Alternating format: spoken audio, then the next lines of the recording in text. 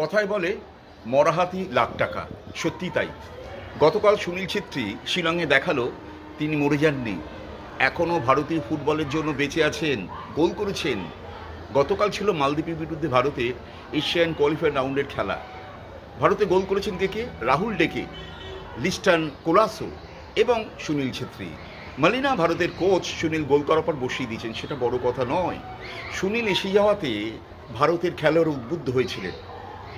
আপনাদের স্মরণ করে দিয়ে আমি কিছুদিন আগে সুনীলের যখন জয়গান গাইছিলাম যে সুনীল আবার কামব্যাক, অনেকে আমাকে তাচ্ছিল্য করেছিলেন, বলেছিলেন রিটায়ার করবার তাকে কেন ফিরিয়ে আনছেন, অন্য কোনো খেলোয়াড় কেন জায়গা পাবে না, সেটা বড় কথা নয়।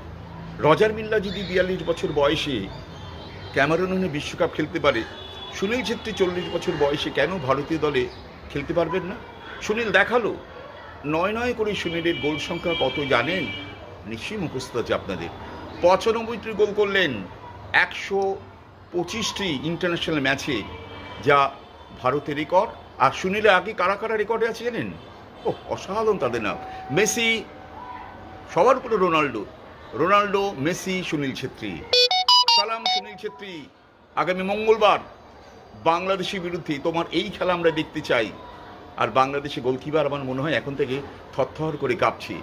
জামাল ভুঁইয়া আছে, হামজা আছেন, যেই থাকুক, জামাল ভুঁইয়া হামজা যেই থাকুক না কারো, ভারতের এই জয়রাত দুর্বার গতিতে এগোবে, জিতবে ভারত।